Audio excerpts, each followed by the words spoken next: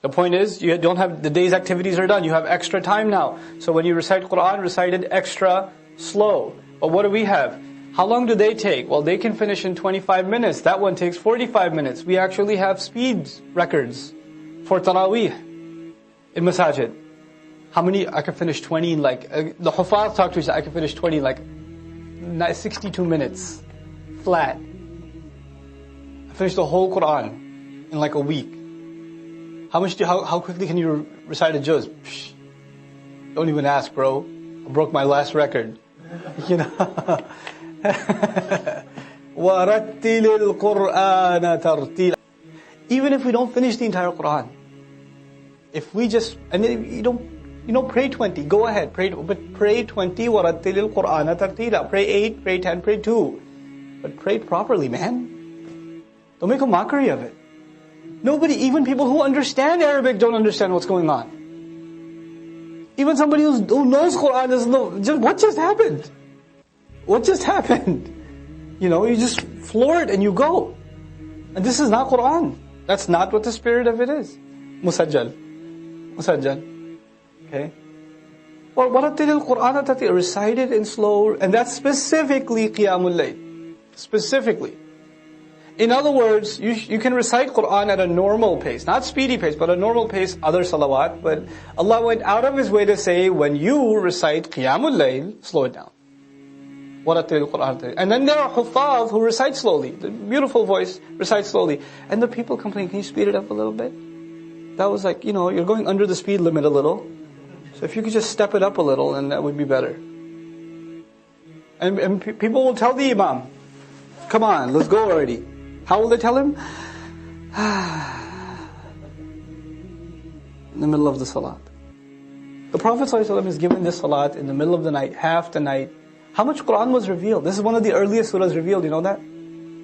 This is within the first 4 to 5 surahs. Some say within the first 7 surahs revealed.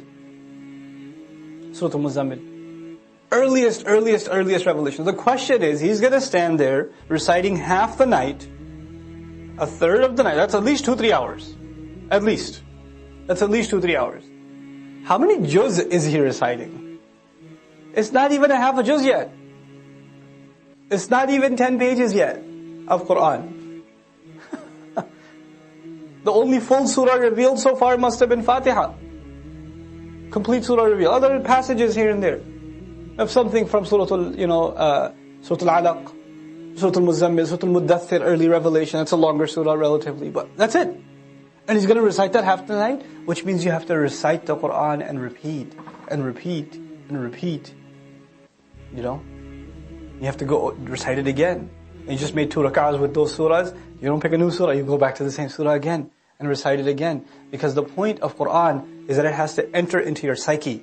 It has to enter into run in your blood, as I keep saying. It's not just something you know. It has to enter your soul. Now Allah says, now the human being will be informed. What did he make a priority out of? And what did he put on the back burner? That's the translation I'll prefer here. Bima qaddama, what did he give priority to? What took taqdeem for him? What was priority number 1? What took precedence? وَمَا أَخَّرَ, and what could wait? What were the things that you put on the back burner? The crime of the human being isn't necessarily that he doesn't do a good deed. The human being says, it can wait. I can do it later. The crime of the human being isn't necessarily that he doesn't leave sin. He says, I'll leave it later. Or, let me do what I want right now. I'll do that later. I have time. Taqdeem and ta'khir, not the grammar one. The one for life. Human beings will be thoroughly informed. What were your priorities? What did you put ahead? What came first for you? What came later for you? Bima qaddama wa akhar. The other meaning of qaddama wa akhar in Tafsir Juz Amma I mentioned also. Qaddama also means what you've sent forward. You've done deeds, you've done works, and every one of them are waiting for you. Our deeds are waiting for us. Kullu nafsin bima kasabat rahina. You've sent collateral over. You've sent deeds over for processing. And you're going to meet those deeds on Judgment Day. I don't meet my deeds now, I just do them now. I will meet them then. وَوَجَدُوا مَا عَمِلُوا حَاضِرًا. They're going to be standing face to face in front of their salats. If your salat was lousy, you'll be standing in front of a lousy salat, staring right at you. That's what it's going to be. If you were lying, cheating, backbiting, angry, arrogant, condescending, whatever you were. He's looking right at you in the face. And then you're going to say, Mali hadal kitab. That's the reality of it. Bima qaddama wa akhar. What did he make a priority out of? What did he put on the back burner? This is one of those life-transforming ayat. The human being will be thoroughly informed. This was your priority. This is what you spent time on. This is what you did with your free time. This is what you thought can wait. You had all these dreams. I want to memorize the Qur'an. What did you do for it? How many seasons of how many TV shows did you watch instead? That was a priority for you. What you wanted to memorize? Oh, but it can wait though. Inshallah, one day when my heart is purified, then I shall start. You know? بِمَا قَدَّمَ وَأَخَرَ بَلِ الْإِنسَانِ No. Yes, on that day the human being will be given thorough news, but it's not like the human being's blind now. Rather, the case is that the human being, عَلَى نَفْسِهِ, against his own self, basira, is fully insightful. There is one person that knows so much about you, and nobody else knows about you. And besides Allah, and that's you.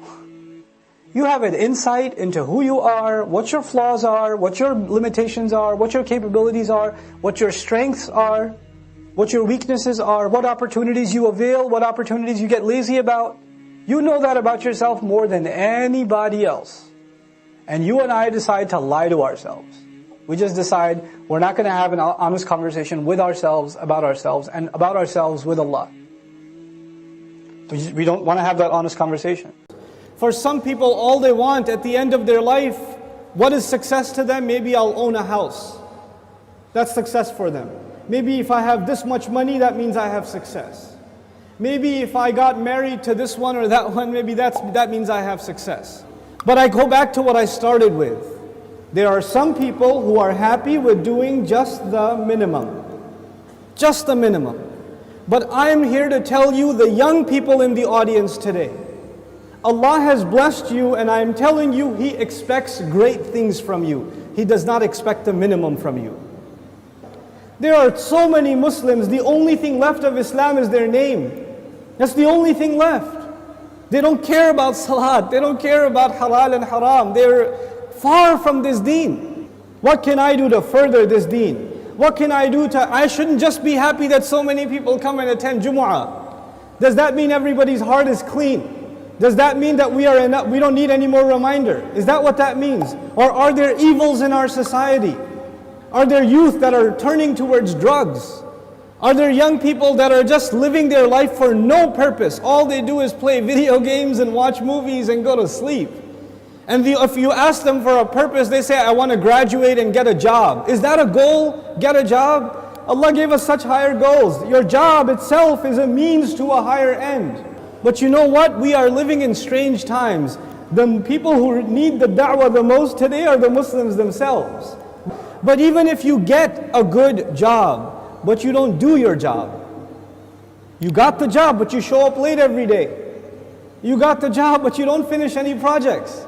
You're sitting there at the desk wasting your time. You're going to lose that job. Somebody else will come and do it for you. You will not keep that job even if you qualified. Qualifications are not enough. You have to do the work. Allah Azza wa Jal is giving all of us, He's already qualified us. We are people of La ilaha illallah. We are already qualified. But that doesn't mean we're doing the work. If we don't do the work, if we don't concern ourselves, if we don't care, then you know what's going to happen. إِن تَتَوَلَّوْا يَسْتَبْدِلْ قَوْمًا غَيْرَكُمْ ثُمَّ لَا يَكُونُوا أَمْثَالَكُمْ. You turn away and Allah will replace you with a nation other than yourselves, and they will not be like you. They will not be lazy like you. And those are when young Muslim people have real iman, when young Muslims have real strength in their belief, then they have the power to change the world. They have the power to make the world a better place. But when young Muslim people don't have real iman, they don't have real conviction, then they are a waste of space. They are a waste of society, a waste of a generation. The only thing in their life, the most important thing in their life is when is the next movie coming out. The most important thing is when is the next iPhone coming out. The next most important thing is, man, I wish I had that car. That's it. Your life doesn't go any further than that. My teacher used to say that Islam is similar to climbing a mountain. You know, when you're climbing a mountain, you throw a hook and you climb.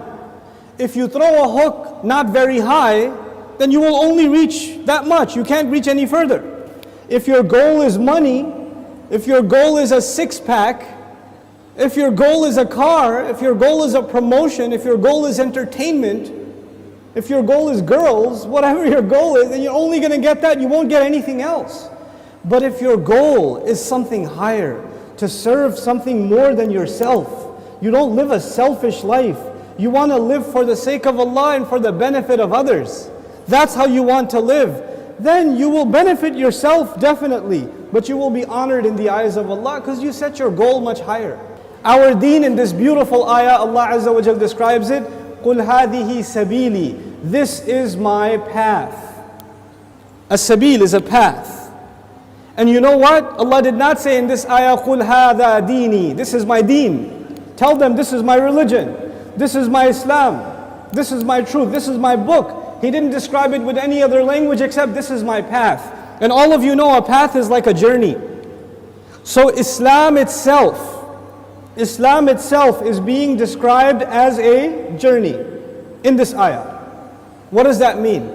That means in any journey you have to make progress, right?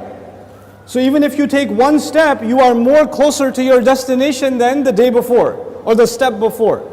Every single moment you are making progress in a journey. And in this ayah, Allah's Messenger says, sallallahu alaihi wasallam, this religion of mine and this religion of yours and ours, Islam, is a journey, which means I am supposed to do something more for this deen than I did yesterday. And I'm supposed to do more tomorrow and more tomorrow and more tomorrow. I'm supposed to go further.